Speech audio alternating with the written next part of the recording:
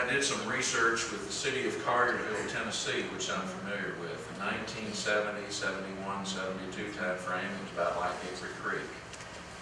Right now it's 43,000 people. FedEx built their International Technology Center not too far from there. So I talked to my counterpart a couple of weeks ago about apartments, and I asked him, tell me about apartments and all the pluses and minuses. And the thing that came from that is the higher the price of the apartments, the less problems they have. Then I talked to folks in Hernando, Mississippi, which is just south of Memphis, and the mayor would take you guys by the cuff of your shirt and throw you out of town. They have 0 apartments. I don't know how they do that. I don't know. So there's a wide gap of opinion apparently in this day and time on the value of apartments and how they should be run and operated. And I just thought I would mention that for the benefit of the folks that are here, that apartments can be very compatible with the rest of the community if the prices are high enough. And we're not trying to suggest that your prices are high enough or too low. I'm just pointing out what I've discovered. And there's other communities that absolutely don't want them any shape, form, or fashion.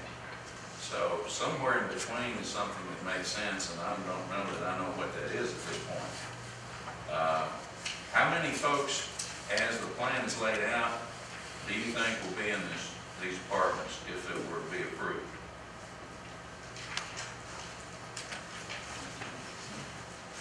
I can't speak to the demographics on what families would move in. We have seen on a nationwide basis a lot of move down communities, and by that I mean people that are empty nesters who have sold their home or specifically looking for an apartment to move down into so that they don't have to take care of a yard, so that they don't have the maintenance, upkeep, things like that. We feel that there's probably a pretty good chance of some of that happening here. People trying to move out of the bigger cities coming to the smaller community. We see a very big potential for that. To answer your question on a sheer numbers basis, there's 190 units, and based on our unit base of 60% two bedrooms, that means there's just over 300 bedrooms. So if we consider that most of these, or a majority of these, will be empty nester move-ins, there's some families, but we're not planning on, a lot of families with small children move in because, like I said, we only have 1 and 2 bedrooms.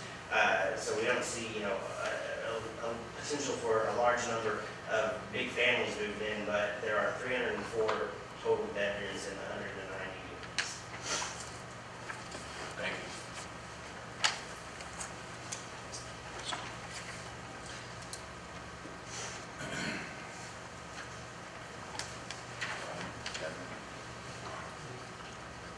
Anyone want to do this solo? I can. Okay, I have a question for the developer.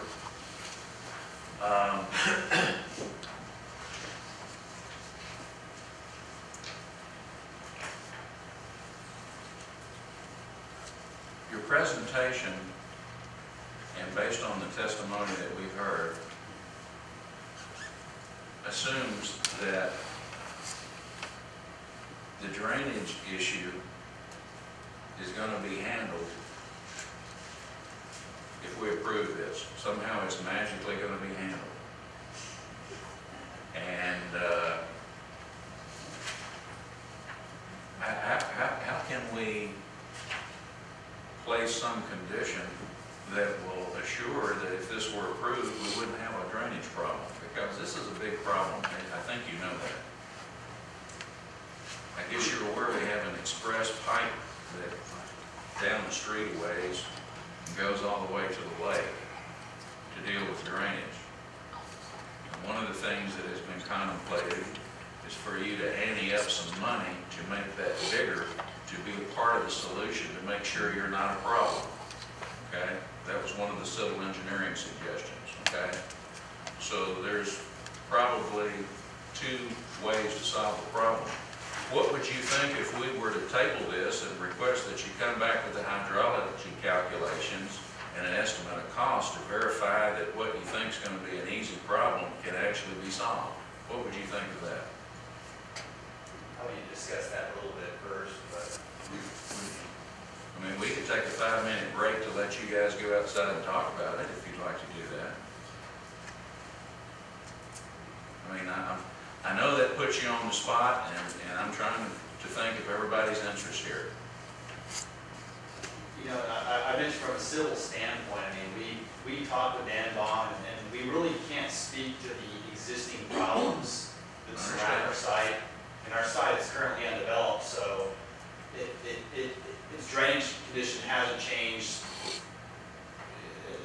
as long as, I mean, the site's been there. So, I mean, by us developing it, we're going to use standard engineering practice, and we're actually going to provide stormwater detention and maintain the existing outflow from our site. And we'll design a multi-stage outlet structure and get that reviewed and approved by, you know, the city engineer.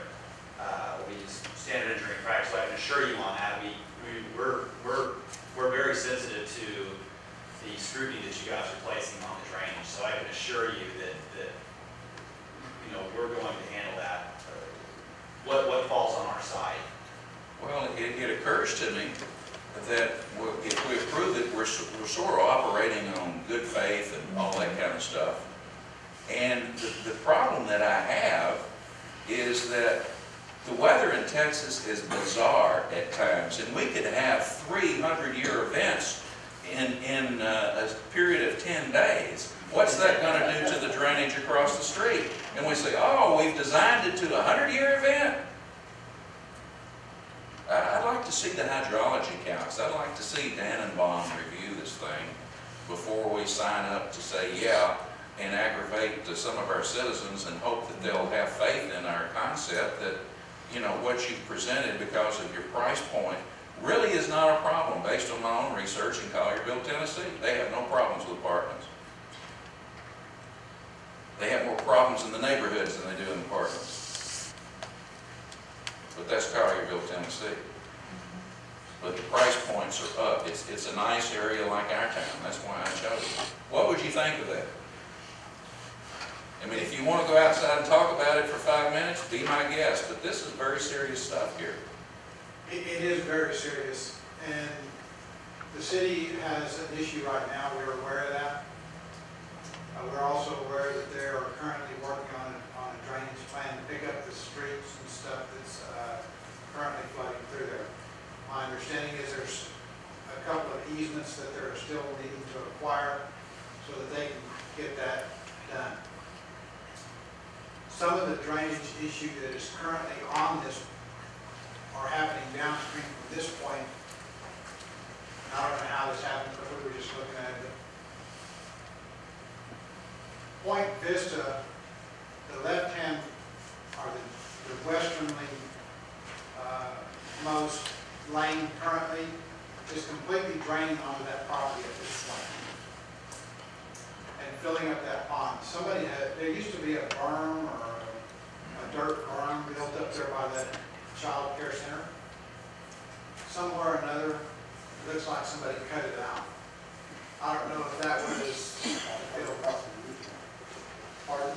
That berm and that drain were all part of the original property. It's not on the property, it's off the property. Not anymore, that's right. So, but anyway, it's draining from that point. All the street from up above is running down and across that property currently. And none of it's going into the inlets that was put in by the Rave Theater. Well, there you have it. The best of intentions, and it doesn't work. Well, You've proven my point. no, what I'm saying is we control what is generated on our site by current engineering standards. And honestly, I'd love to, this is my civil engineer, but I'd love the name of the civil engineer that can do the complete calculations in 30 minutes because he's going to be fired. It takes him 2.5 weeks. So I'm impressed. We're talking about an order of magnitude with an accuracy of plus or minus 30, 35%. That's so that at least we're in the right ballpark. Okay?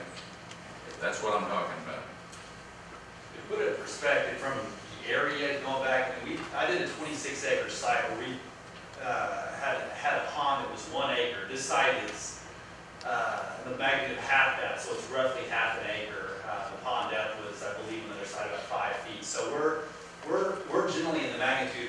our site. You know, the off-site stuff, it's completely out of our control. You know, we understand something has happened in the past that has contributed to this downstream stuff, but we're going to, as I've said, we're going to fully detain what's on our site. You know, it's, as Gene mentioned, the city is currently trying to fix that off-site drainage problem by installing that new storm sewer. So from talking to Denabon, once that's all complete, it'll remedy, so supposedly remedy that situation from what I'm being told. Do we know off the top of our heads when that project, what the schedule on that project might be? I believe that Denabon has told us that the city's still trying to acquire a couple of easements, and then aside from that, I'm under the assumption that you guys are trying to get that taken care of as quick as you can. Yeah, I noticed that the mayor's in the audience. Does the mayor have any other comment or information that might be helpful to us on the schedule? I mean, nothing more than that project's on hold until those easements are acquired. Okay. So I think if you're deliberating this thing with these folks, Mr. Hawks, I mean, that the town has not employed Danabon to go into talks with them other than presenting a plan. For us to do a thorough study of how much water and employ Danabon to do that for a project that hasn't even passed yet is not something we want to do. We're not going to spend taxpayer money to do something that hasn't passed. So, you know, until it's passed, then we'll employ Danabon to go forward. At that time, then this engineering firm has to abide by the law as far as there's discardment of water off that property and not flooding somebody downstream. So that's kind of where we're at on that. Thank you. Any other thoughts or comments?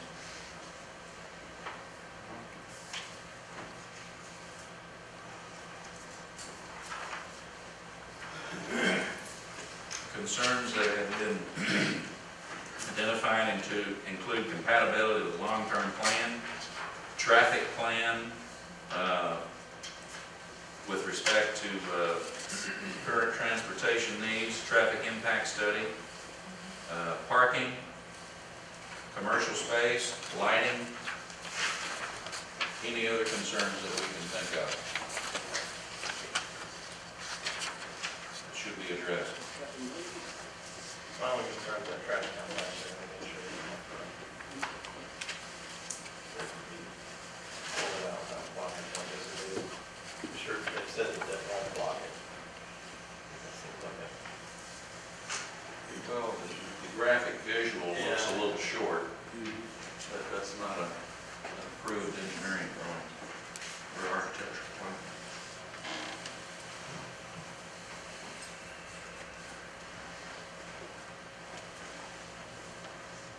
Any other thoughts on it?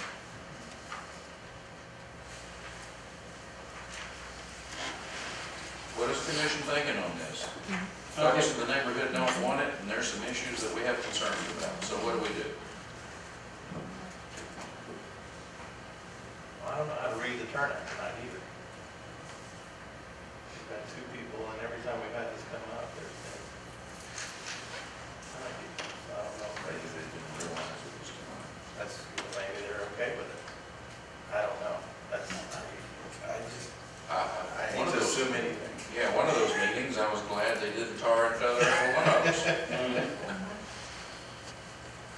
I don't know how to read that, I'll be honest, so.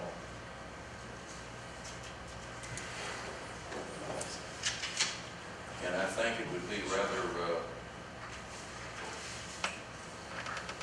timid of us to pass it on to the city council and let them take all the heat. But we could do that. That's why they get the big, that's why they get the big bucks, right? We do that.